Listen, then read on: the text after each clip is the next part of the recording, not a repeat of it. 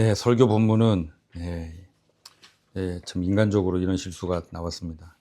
베드로전서 1장 1절, 2절, 2절 말씀입니다. 베드로전서 1장 1절, 2절, 2절 말씀입니다. 두 절 말씀을 우리 같이 읽겠습니다. 시작.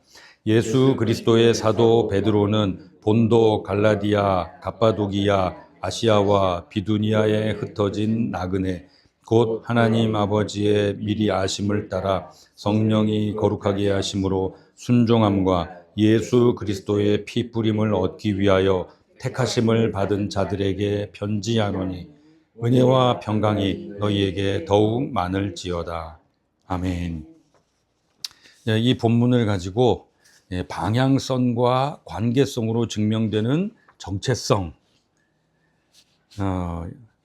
제목이 되게 있어 보이지만 사실 그냥 간단한 내용입니다.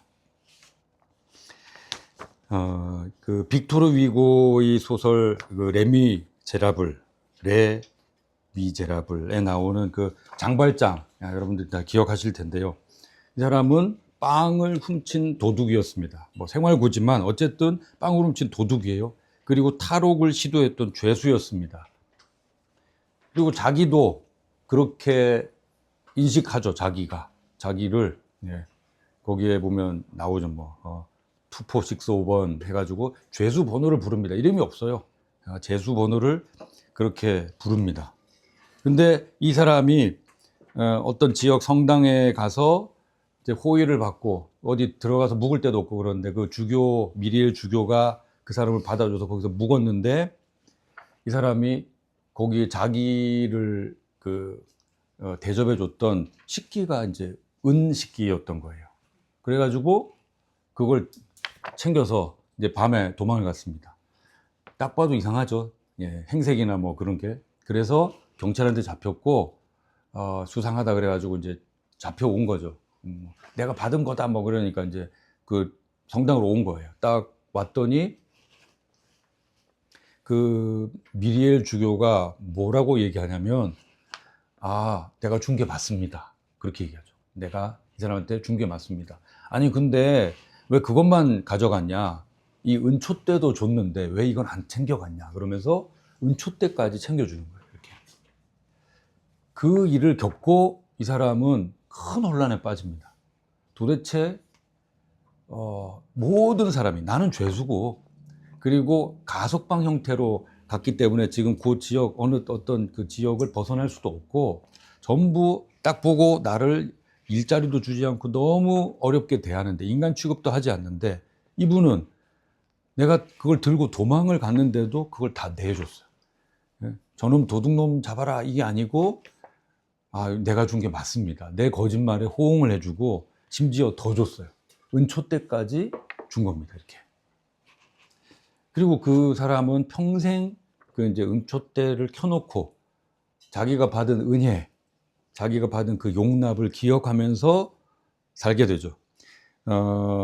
원래 이제 이 책이 엄청 이제 큰 내용이 많은 책인데 저는 이제 그걸 영화, 뮤지컬 영화 이걸 보면서 참 인상 깊었던 게 그 사람이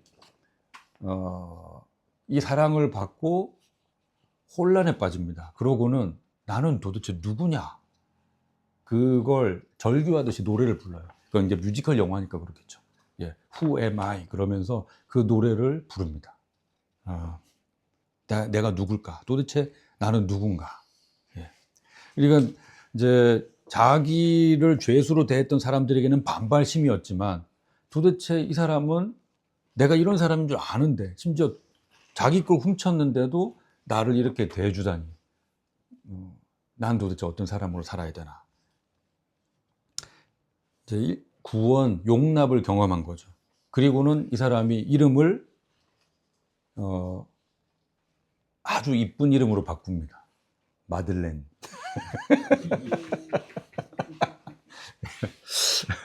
빵 이름이죠. 마들렌이라는 무슨 아줌마 이름 같은 걸로 싹 바꾸고 사업가로 살고 이제 그 은식기나 이게 사업하는데 도움이 됐겠죠. 그리고 나중에는 그 지역의 어떤 지역의 시장도 됩니다. 나중에 뭐 그렇지만요. 그러니까 완전히 새로운 사람으로 살아가는 거예요. 그러니까 자기가 내가 어떤 은혜의 사랑을 받았고 내가 어떻게 살아야 되는가, 그 정체성 인식이 이 도둑이고 죄수고 도망가는 사람을 다른 사람의 존경을 받고 지금 나중에는 다른 사람에게 은혜를 베푸는 완전 다른 삶을 살게 된다는 거죠. 오늘 우리가 읽은 이 본문은요, 성도의 정체성을 알려주는 아주 유명한 본문입니다. 본문을 통해서 성도라고 불리는 사람들은 하나님이 어떤 존재로 어떤 정체성으로 정하셨는가, 나는 니네를 이렇게 생각한다, 이런 거죠. 그리고 그 정체성에 따른 의식, 삶, 어떤 삶을 살아야 될 것인가 고민하고 깨닫는 시간이 되길 바랍니다. 베드로전서라는 이 편지를 쓴 사람은 1절에 나오는 것처럼 사도 베드로예요. 서두에서 그 저자를 밝히고 있죠. 근데 누가 이 편지를 받느냐? 거기 보면은 이렇게 나옵니다. 본도, 갈라디아, 갑바도기아, 아시아, 비두니아에 흩어진 나그네 그랬는데, 갑바도기아는 어디서 들어보신 것 같고, 아시아도 어디서 갈라디아 들어본 것 같으실 거예요. 본도가 어딜까요? 본도. 그러면 우리는 익숙하게 이제 근본 본자에 우리는 또 강원도, 경기도 뭐 이런 거 하잖아요. 그러니까 이제 그 제일 중심이 되는 제일 큰 도인가 보다. 그렇게 생각하는데, 그러니까 일본의 그 제일 큰 섬이 혼슈, 본주 그잖아요. 근데 그런 분위기에 익숙해져 있어서. 그런데 아닙니다. 여기에 본도는 한자하고 아무런 상관이 없어요. 네. 그때 당시의 언어로 하면은 폰투스 지명이에요. 폰투스라는 지명을 그러니까 뭐 우리식으로 한자식으로 중국식으로 그냥 그거를 받기 위해서 본도라고, 원래는 그 지명이 주된 도가 아니고 폰투스라는 지명 이름입니다. 이게 다 지금의 튀르키예 지역인데요. 이걸로 이제 예를 들면, 자, 여러분들이 보시기에 튀르키예가 이렇게 툭 튀어져 나와 있어요. 이쪽은 그리스고 여기가 이제 튀르키예가 이렇게 있으면, 우리에게 익숙한 그 요한계시록의 7 교회가 이쪽 지역에 소복하게 모여 있습니다. 여기를 아시아라고 그랬어요. 여기를 아시아라고 이렇게 불렀고, 그리고 여기 위에가 어디냐면 여기에 있는 비두니아 북부, 그러니까 이렇게 있으면 여기 이 지역, 여러분들이 보시기 어디야, 서쪽 지역이 아시아, 에서보두 사빌라, 여기 7 교회가 있는 여기가 아시아, 여기가 비두니아, 그 옆에가 본도, 북부. 튀르키예, 여기 비두니아, 본도, 폰투스, 그리고 여기가 갈라디아, 여기 옆에가 갑바도기아. 그렇습니다. 여기는 뭐 밤빌리아, 뭐 루기아, 뭐 이게 또 다른 지명이 있는데, 이건 이제 1차 전도 여행 때 나온 그런 거고요. 다시 한번 말씀드리면 이쪽 지역이 아시아, 비두니아, 본도, 갈라디아, 갑바도기아. 그러니까 여기에 나오는 거는 그냥 지금으로 말하면 튀르키예 지역 전역에 있는 사람들, 이제 교회, 이제 이렇게 얘기했는데, 거기에 흩어진 나그네 그랬습니다. 나그네. 근데 여기에서 이걸 읽을 때 조금 의아한 게 있어요. 왜냐하면 베드로는 주된 사역지가 어디였냐면 로마였습니다. 그러니까 베드로는 여기 안 갔어요. 거기에서 또 순교한 것으로 알려져 있는데, 왜 그럼 로마에 있는 성도들한테 하지, 왜 이게 남의 지역에, 거기는 바울이 사역한 곳이잖아요. 왜 남의 지역 사람들을 이렇게 신경 쓰고 그러고, 바울이 신경 쓰고 잘하고 있을 텐데, 서기 49년에 클라우디우스 황제가 로마에서 유대인 추방령을 내립니다. 이게 이제 문제가 생겼는데, 다 이거 유대인 때문이다. 그래가지고 유대인 다 나가. 그래가지고 그런데 그 유대인 중에 기독교인도 많았으니까요. 그래서 그 사람들이 모두 다 이제 로마에서 나와가지고 떠나야 되는 거예요. 그게 그리스 그리고 튀르키예까지 자 이어집니다. 사도행전 18장 2절에 보면 이런 구절이 있어요. 아굴라라 하는 본도에서 난 유대인. 브리스길라와 아굴라 들어보셨죠? 예, 나옵니다. 근데 이 사람 출신이 어디냐면 아까 여기 여기 본도 폰투스. 예, 고향이 여긴 거예요. 예, 여기에 살던 이 사람이 로마까지 가서 살았던 거죠.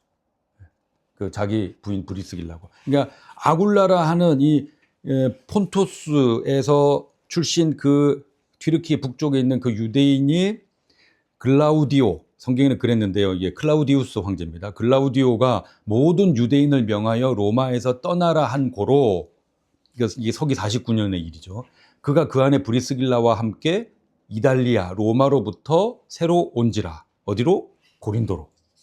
네, 거기서 이제 바울하고 만나서 이제 그 이야기를 하는 건데, 그러니까 그때 그리스와 튀르키예로 많이 떠났어요.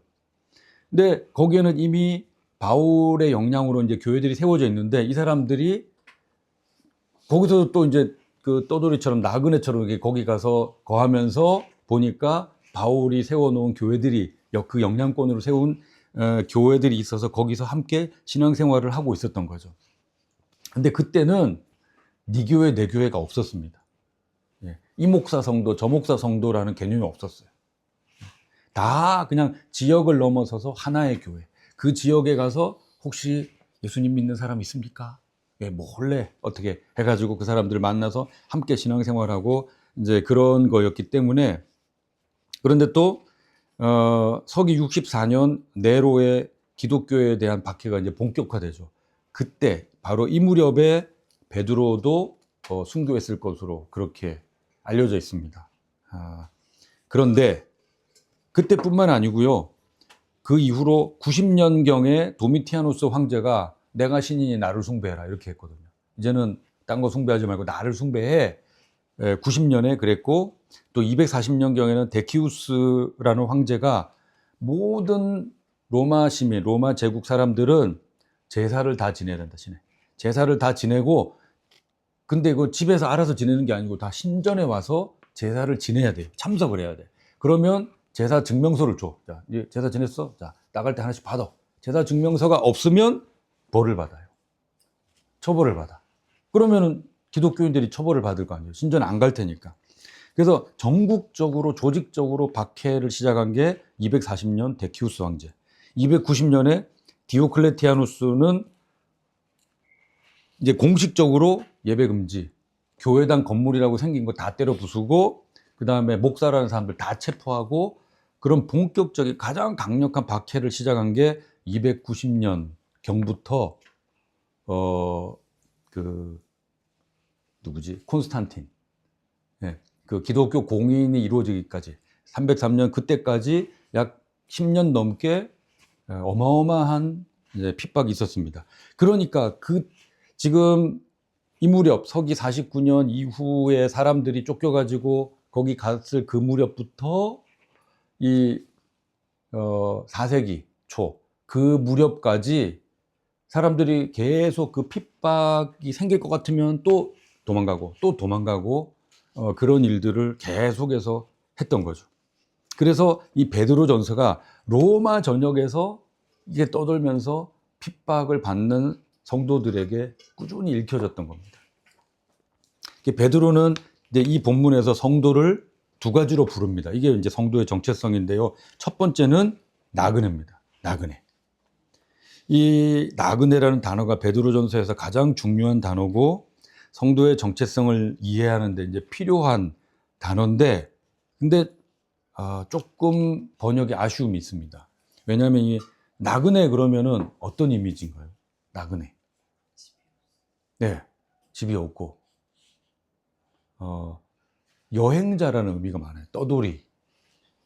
그런 의미가 있는데 원래 이 단어인 이제 헬라어 파레피데모스라는 이 단어는요, 그냥 단순히 외국인, 단순히 여행자, 집이 없는 사람이 아닙니다.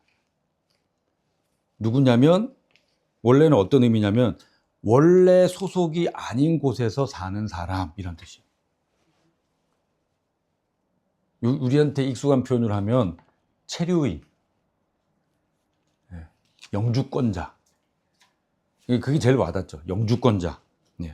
지금 여기 살지만 본향은 다른 곳인 사람. 시민권이 다른 데 있는 사람.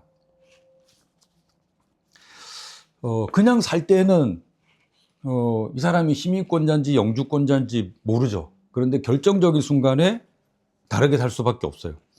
제가 이제 우리나라 교포인데 미국 시민권자에게 들은 얘기입니다.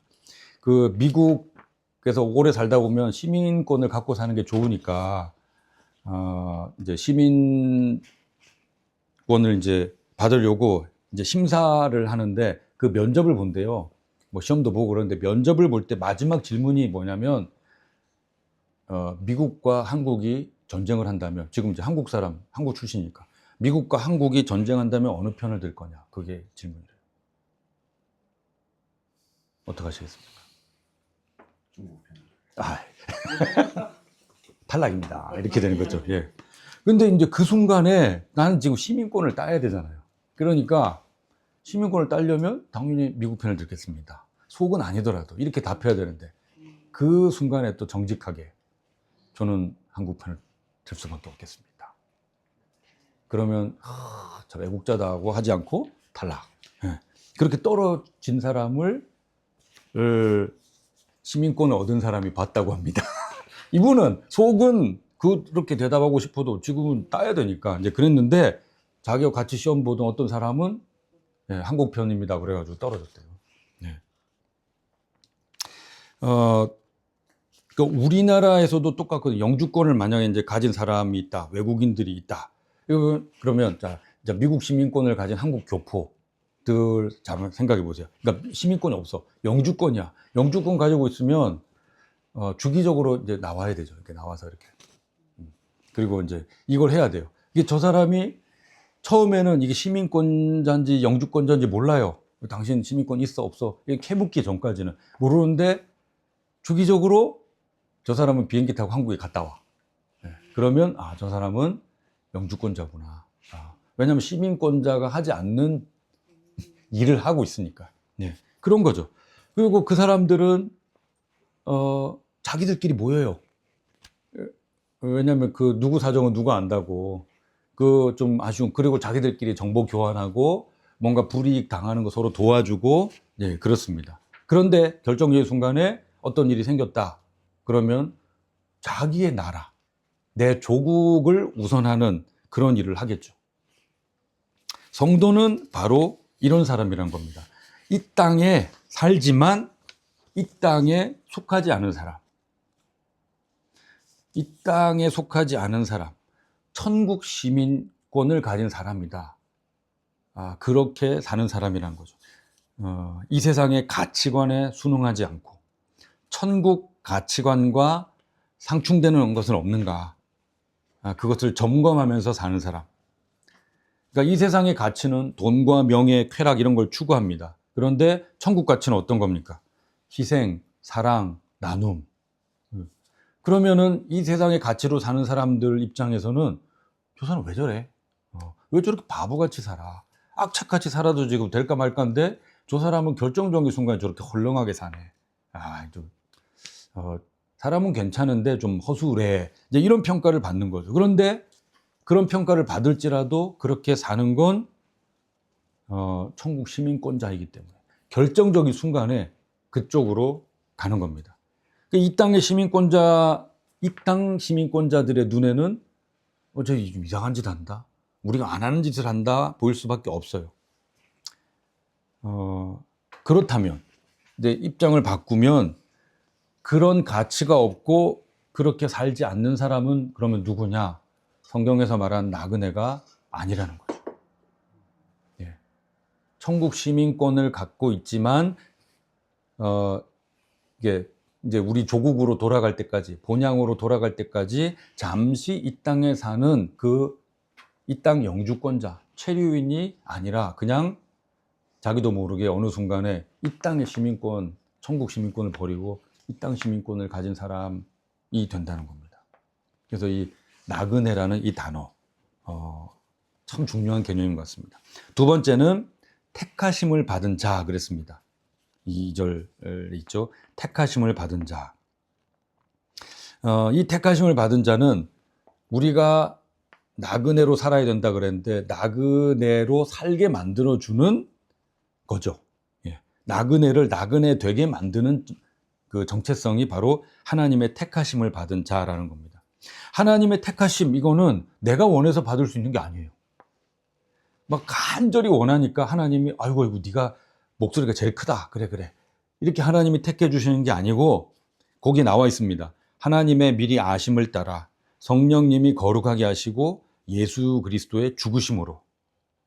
이게 뭘 얘기하냐면 하나님이 그냥 간단한 업무 처리하듯이 그냥 볼펜으로 몇 줄 쓰면 되는 것처럼 그렇게 하신 것이 아니라 택하심이라는 건 성부, 성자, 성령 삼위일체 하나님이 혼연일체가 되어서 그분들이 진심으로 마음을 다해 행하신 일이 택하심이라는 거죠.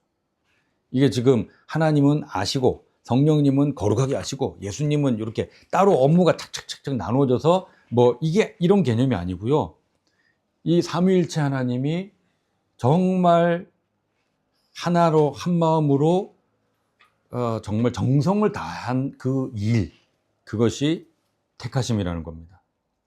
이 택하심은 왜 그렇게 하셔야만 했는가? 단순한 선택이 아니라 아담의 타락으로 인해서 무너졌던 하나님과 사람 사이의 이 관계의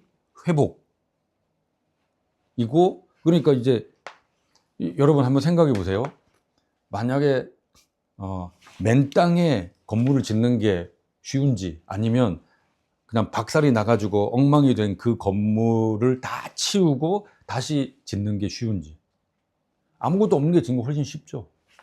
지금 사람과 하나님과의 관계가 이미 어그러져 있어요. 무너졌어요. 신뢰가 없습니다. 그런데 하나님 편에서 그걸 회복시키는 정도가 아니고요. 오히려 더 나은 관계로, 새로운 관계로 설정을 하는 일이었기 때문입니다. 그게 어떻게 표현됐냐면 고린도후서 5장에 나오는 새로운 피조물이라는 거예요. 생긴 건 전혀 달라지지 않았어요. 그런데 성경은 선언을 했습니다. 새로운 피조물이다. 하나님이 완전 새롭게 만드셨다. 근데 이게 이제 우리로서는 참 받아들이기 어려운 표현입니다. 만약에 천사처럼 그룹 천사처럼 날개가 있던가, 뭐 이마에 무슨 표시가 생기던가, 아니면은 보통 뭐 성화 같은 데 나오는 우리 머리 위에 둥그런 뭐 이렇게 골이라도 생기고 그러면 저분 대단하다. 뭐 하나님 앞에 뭐 어떻게 됐는가 보다. 저 사람 당연히 천국 가겠네 생각을 하고 믿는 사람도 많아지겠죠. 그런데 나도 헷갈려요. 내가 구원 받았는지 안 받았는지. 아무런 변화가 없기 때문에, 겉으로는. 생긴 것에 변화가 없는데도 하나님이 선언하셨어요. 이제 너는 새로운 피조물이야. 예수님이 영으로 우리 속에 오셨기 때문에 그것을 그냥 말씀대로 받아들이는 게 믿음입니다. 확인이 아니고 날개가 있네. 확인을 했기 때문에 받아들이는 게 아니고 아무런 증거가 없는데 내가 너를 새로운 피조물로 만들었다. 그래요? 그럼 그 말씀을 믿겠습니다. 이게 믿음이죠. 이 택하심에는 뚜렷한 방향성이 있습니다. 그게 뭐냐면 본문 중간에 나와 있는 순종함입니다. 순종함. 전에는 하나님 말씀을 볼 때 무슨 신화 같은, 전래동화 같은 소리 하고 있네. 그렇게 반응했을 텐데, 자, 성경에 보면요.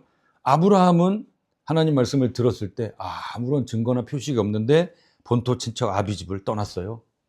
이집트에서 노예로 있던 민족은 자기들의 그 풍족한 삶, 이게 먹을 거는 풍족했는데 아무것도 없는 광야로 들어가 버렸어요. 그러니까 서라 하면 서고 가라고 하면 가요. 외부적인 조건 때문에가 아니라 오직 하나님 말씀에 순종하는 사람들이 되었습니다. 많은 하나님의 사람들이 세상의 풍조에 따르지 않고 조건에 따르지 않고 그래서 세상을 거스르는 것 같은 그런 삶을 사는 거예요. 이해를 할 수가 없는 거죠. 아니 여기서는 오른쪽으로 가야 되는데 왜 쟤네들 왼쪽으로 가는 거야? 오른쪽으로 가야 될 것 같아요. 그런데 하나님이 난 니네가 왼쪽으로 가면 좋겠다. 네. 그 왼쪽으로 가는 거예요. 세상을 거스르는 것 같은 삶. 그 삶이 쉽지 않아요. 나만 바보 되는 것 같아요. 그런데 나 보니까 나만 바보가 아니야. 옆에 보니까 아이고 왼쪽으로 오는 저 사람도 있네. 바보가 또 있어요. 그러면 바보는 바보끼리 모여야지. 그 사람들을 보면서 서로 보면서 위로도 되고 의지도 되고 그래 내가 잘못 가는 게 아니구나. 확신도 얻고 이 길 잘 가야지 용기도 얻고 관계성을 가집니다. 그 안에서 함께 하나님을 예배합니다. 하나님과의 관계, 성도 간의 관계를 만들면서 살아갑니다. 여기에서 포인트가요. 그러면 하나님이 세상의 이익을 거스르고 저렇게 가라 그래서 내가 손해보고 힘들게 사는데 그러면은 하나님이 그들의 삶을 책임져 주신다. 나중에 복되게 해 주신다. 이건 기독교 신앙이 아니고 이렇게 되면 기복주의가 되는 거예요. 순종이 목표입니다. 그러니까 하나님 말씀을 거부했던 인간이 하나님의 말씀을 손해볼 줄 알면서도 따르게 되는 그게 방향성이에요. 순종을 했더니 뭐가 좋아졌다. 아니죠. 그러면 다 순종할 겁니다. 순종을 했는데 순종을 하니까 순종한 것 때문에 건강을 상하고 인간관계가 깨지고 사업이 망하고 죽임을 당한 사람도 있어요. 그런데도 그 길을 포기하지 않고 가요. 왜? 하나님과의 관계성 때문에. 예수님을 통해서 주어진 이 새로운 방향성과 관계성을 자기의 인생, 자기의 목숨보다도 더 소중히 여기는 아주 희한한, 그래서 새로운 피조물, 세상이 감당치 못하는, 히브리서 11장 뒤편 얘기를 하면 세상이 감당치 못하는 그런 존재가 된 것이죠. 바로 성도의 정체성이 그것이란 겁니다. 말씀을 정리하겠습니다. 사람은 정체성의 정립에 따라서 가치관과 그 삶이 바뀌는 존재입니다. 사람은 그렇게 살아갑니다. 하나님은 성도에게 두 가지 정체성을 주셨습니다. 나그네와 택하심을 받은 사람. 이 두 가지는 세상에 속한 사람들과는 방향성과 관계성이 다를 수밖에 없어요. 그래서 세상에 사는 것이 고달픕니다. 외롭습니다. 그리고 평안이 없습니다. 그래서 2절 마지막에 베드로 사도가 뭐라 그랬습니까? 은혜와 평강이 너희에게 더욱 많을지어다. 이 땅의 나그네 같은 나그네 그 삶을 택한 사람들아, 하나님의 택하심을 받았기 때문에 그 삶을 살아가는 사람들아, 그 사람들에게 은혜와 평강이 많았으면 굳이 이 얘기를 할 필요가 없죠. 정말 하나님의 은혜와 평강이 아니고는 살 수가 없으니까. 그 하늘로부터의 공급이 아니면 그 길을 갈 수가 없으니까. 입에 발린 인사가 아니라 그 삶에 어떤 고충이 있는지 알기 때문에 이 땅에는 이미 바뀐 그 존재로서는 누릴 수 있는 그 참된 평안이 없기 때문에 오직 하늘의 은혜와 평안으로 버티라고 먼저 그 길을 가는 사도가 믿음과 인생의 그 후배들에게 축복한 겁니다. 당신들에게 은혜와 평강이 있기를 더 많기를 원합니다. 정체성은요, 반드시 그 사람의 방향성과 관계성으로 증명될 수밖에 없습니다. 세상과는 다른 이 방향성과 관계성으로 우리의 정체성을 증명하면서 사는 저와 여러분이 되기를 예수님의 이름으로 축원합니다.